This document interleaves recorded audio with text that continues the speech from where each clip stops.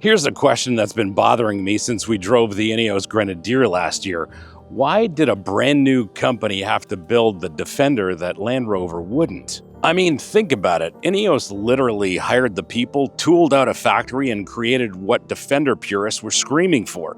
So what does that say about this thing? With this Defender, did Land Rover create something the Grenadier can't touch? Or did Land Rover make the Grenadier inevitable? What's it like? Buckle up, my friends. Let's go for a drive.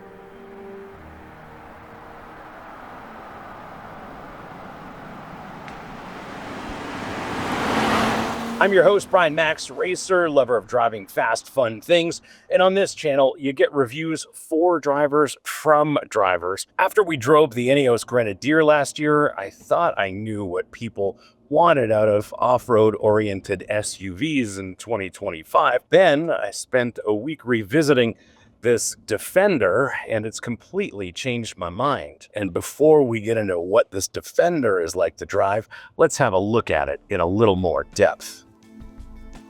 It's easy to think that the Defender has gone unchanged over the last few years, but that couldn't be further from the truth. For 2025, there are a bunch of refinements, all of which are meant to please you and me, those of us who enjoy driving. They've recalibrated the Terrain Response 2 system, they've enhanced the air suspension tuning, updated the steering assist calibration, refined the transmission shift programming in dynamic mode. The mild hybrid system now provides more seamless torque fill during turbo lag. The electronically controlled limited slip diff has updated programming for quicker response in more difficult terrain conditions. The weight sensing system has been recalibrated, and of course the PD Pro infotainment system has been updated as well. The P400 engine remains the same. It's an inline-six, 3 liters in displacement, and of course it is turbocharged. It makes 395 horsepower from 5,500 to 6,500 RPM and 406 pounds of torque from 2,000 to 5,000 RPM. The transmission's an 8-speed automatic. It is permanent all-wheel drive with a 2-speed transfer case. There's a lockable center diff and that electronically controlled limited slip diff in the back. Steering's electrically assisted. Suspension uses air springs and adaptive dampers. The air suspension has 5 different height settings, which is 4 more than most people will ever use, and infinitely more than they'll remember exist when they actually need them. Disc brakes, of course, but big 4-piston calipers at the front, single piston at the rear. Wheels and tires are 19s on this one, and this one is fitted with an off-road tire. As you can see, you can get up to 22-inch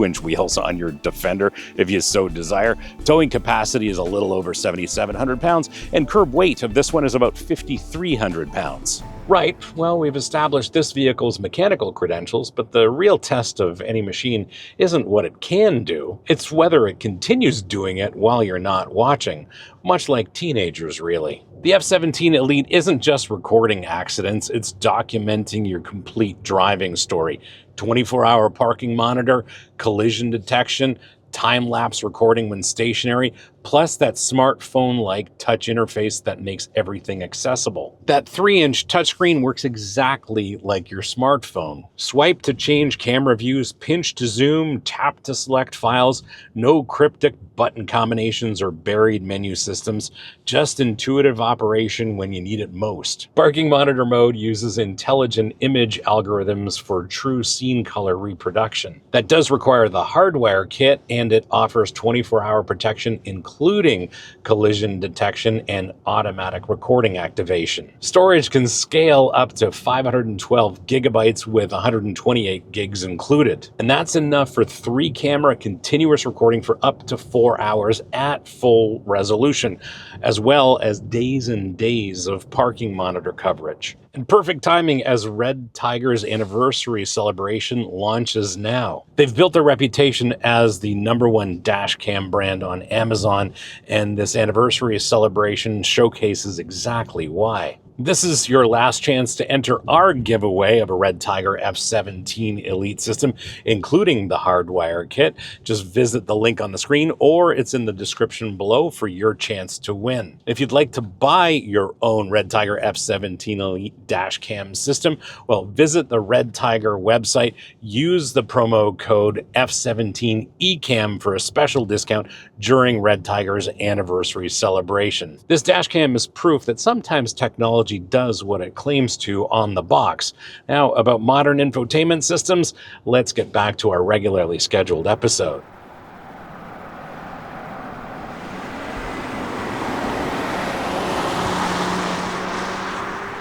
We are doing a little off-roading in this episode, and it's not terribly challenging. I wouldn't call this quite soft-roading. It's more challenging than, the gravel road to your cottage or your ski chalet, but it's not overly taxing this Defender, that's for sure. Now, behind the wheel, not much has changed, at least aesthetically. Until recently, infotainment systems haven't been Land Rover's strong suit, but this PV Pro is genuinely impressive, finally. Now in 2025, it boots faster than most people's excuses for buying a $90,000 SUV they'll never take off-road, and it responds to inputs with the enthusiasm of a Labrador Retriever. The interface is a little different, but once you get used to it, it's intuitive enough that you won't need to sacrifice your firstborn to the technology gods just to change the radio station, and that puts you miles ahead of BMW's new iDrive system. The Defender seating position has always been somewhat upright, and that is a good thing, especially now.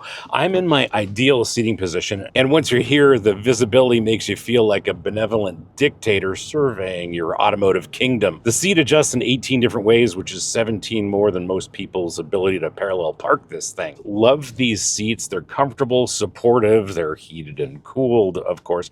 The steering wheel is on the larger diameter side.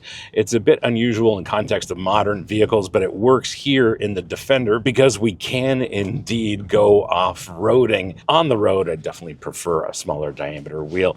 The ergonomics are very much modern Land Rover and Range Rover, of course, and they're just fine. They have their own peculiar way of doing things like the adaptive cruise control and that sort of thing.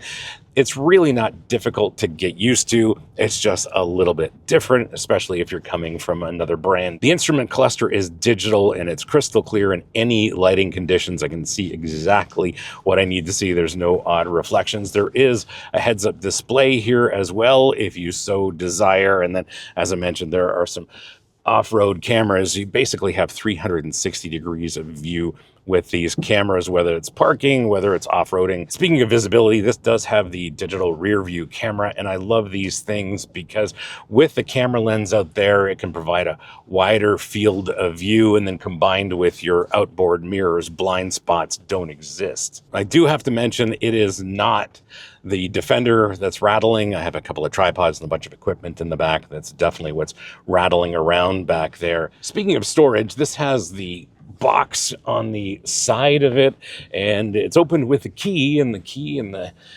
lock mechanisms seem to have been sourced from 1950. It's got a real old school feel to it. At least it closes easily, but I don't understand what it would be used for. So if any Land Rover Defender owners or enthusiasts would like to clue me in the comments, I'd really appreciate it. And even though this is the 110, not the 130, there's tons of room behind that tailgate for storage. I'm not taxing any of the space. Speaking of generous spaciousness, both here in the front row and the second row is generous. There's lots of room for you and your passenger, and then a couple of more in the second row. And in the second row, I can fit comfortably there. Some luxury SUV interiors still have a 2015 vibe, but even 5 years in with this Defender, this interior is very modern, and it's still very aesthetically pleasing and very unique in the segment. And this still feels like it's of the future. It's the difference between your parent's smartphone and whatever your teenager's using.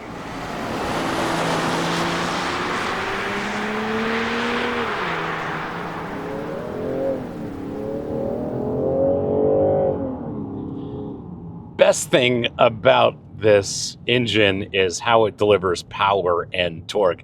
0 to 60 in a tick under 6 seconds, quick enough. On paper, the 0 to 60 time is kind of modest for an SUV at this price point, but the thing is, it's the right amount of fast. It's fast enough to get out of its own way and get up to highway speeds in no time at all, but it's slow enough to avoid the kind of attention that comes with flashing lights. Think of it this way, it's performance with plausible deniability. The engine makes make some good numbers, but it's really not about the numbers. It's how it delivers those numbers. It builds power like a good argument, steadily, convincingly, and with enough authority to end the conversation. The mild hybrid torque fill masks any turbo lag so effectively that you'll forget this engine isn't naturally aspirated until you see the fuel bill. And it's smooth enough for your wife's approval, plus it's quick enough to make you forget why you needed her approval in the first place. And there's so much torque here, you're really not using all the throttle. It's certainly not necessary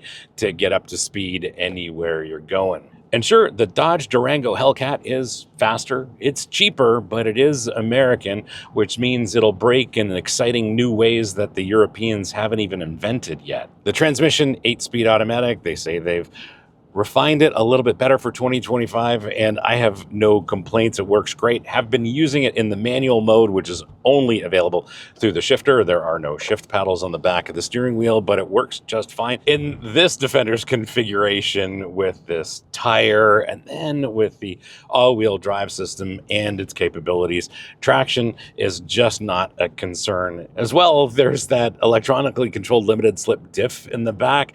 Obviously not a hardcore performance car sort of calibration, but definitely more tuned for off-road, and it does a great job. Did you know that 80% of you are not subscribed? Yes, it's true. 80% of you are not subscribed. I checked the data. So if you like the content on this channel, do me a solid, hit that subscribe button, make sure you like this. And if you want to support the channel, please hit up our merch store. Links here, links below. Lots of great stuff for driving enthusiasts like us, including our very popular line of Save the Manuals merch. Now back to your regularly scheduled episode.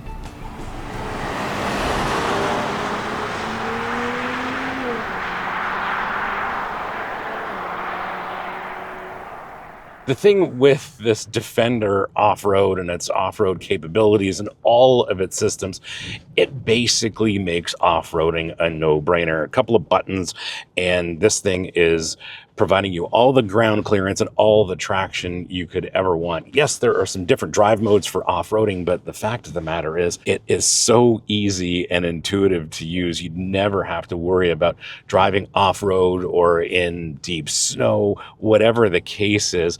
The reality is this Defender, when it's equipped with the right tire, is going to look after you. There's a whole lot of duality to it, or even a bit of a split personality. It transforms from suburban comfort machine to geological negotiator, and it does it with the kind of confidence that makes you believe you might actually know what you're doing when you're driving off-road. And it's as easy as that. We're back to on-road driving, and this Defender is incredibly comfortable. Certainly these 19-inch tires help. There's a little bit more compliance in that sidewall. The suspension reads the road surface and adjusts faster than most people read the room at a dinner party. Hit a pothole and the system responds before your brain even processes what happened. Ride quality smooths out bumps like this, like a good PR team smooths out a scandal.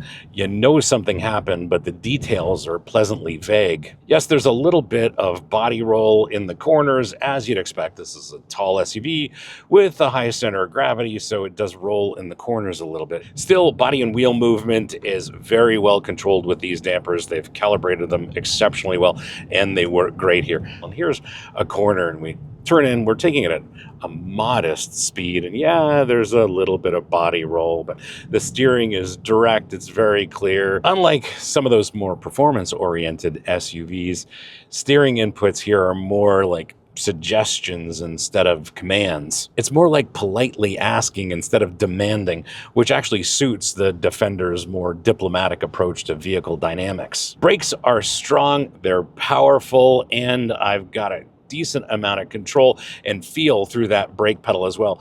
It's one of those things that's very rare these days, especially in an off-road oriented SUV, but the brakes here are wonderful. Love the way they work and love how I can control the attitude of the Defender with that brake pedal alone. Especially with these off-road tires, The overall limit of grip in the corners is reduced slightly, but that is what you're paying for here with this particular Defender in this specification. Off-road, that's really where it excels. It delivers all the traction you could ever want off-road, soaks up all the bumps. This suspension is fantastic. Between the air springs and the adaptive dampers, they just do a wonderful job all around. And even here on the road, they are exceptional in terms of delivering a comfortable ride.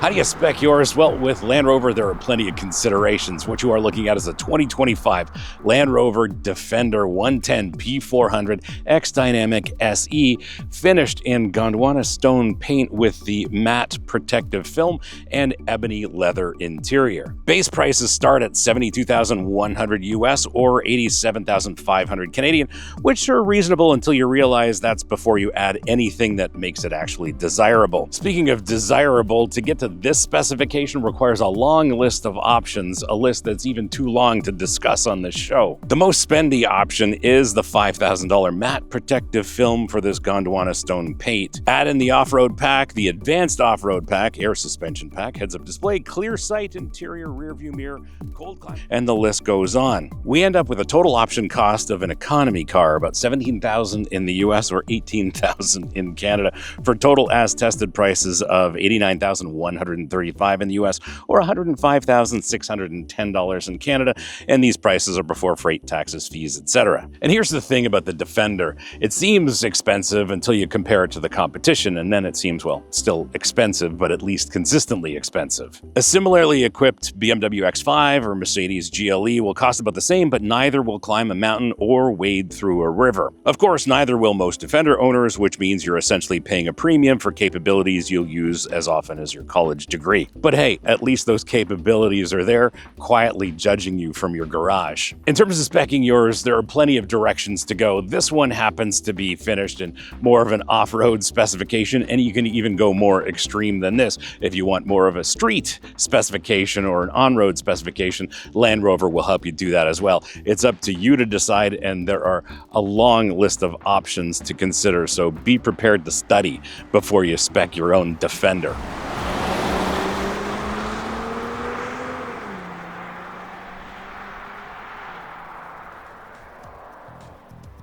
My verdict? Well, let's start with fuel consumption because I know some of you are curious. I've been averaging 18 miles per gallon or about 13 liters per 100 kilometers for my Canadian friends, and that's probably because I enjoy using the throttle. I'd love to hear from Land Rover Defender P400 owners and understand what your real-world mileage is, so please drop it in the comments below. Much appreciated. As for this Defender, after a week of driving it in the city, in the country, doing a little light off-roading, the thing is that both this Defender and the Grenadier have a right to exist. The INEOS is the Defender your grandfather would recognize, uncompromising, brutal, and totally honest about what it is. This Defender is something else entirely. It's the vehicle for people who need Defender capability but refuse to give up Range Rover comfort. And you know what? That's not a compromise. That's just serving a different customer entirely. The steering might not telegraph every pedal like the Grenadier's does, but when you're covering 500 miles of mixed terrain, you'll understand why Land Rover prioritized compliance over communication. The Grenadier, on the other hand, proves what the old Defender could have become. In this context, this Defender proves what it should have become.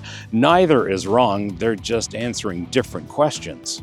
Thanks for hanging out with me today and having a look at this 2025 Land Rover Defender 110 P400 X-Dynamic SE. Yeah, that was a mouthful. Anyway, hope you enjoyed this episode, and if you did, you're not new, you know what to do. Smash the subscribe button, turn on your notifications, like this, and as always, sharing is caring. So please share this with your friends, especially on Reddit, because on Reddit, they really need to see reviews for drivers from drivers. If you have any questions or comments, please leave them in the comments below. I'll get back to you as soon as I can. And if you want to support the channel, please hit up our merch store. Links here, links below. Lots of great stuff for driving enthusiasts like us, including our very popular line of Save the Manuals merch. Thanks again for watching. We'll see you again next time. And remember, cars don't understeer by themselves, not even Land Rover Defenders. And since you've hung around this long, and because we've been talking about it this entire episode, have a look at our INEOS Grenadier episode and see why I was so impressed. Anyway, I think you'll enjoy it. Thanks again for watching. See you again next time.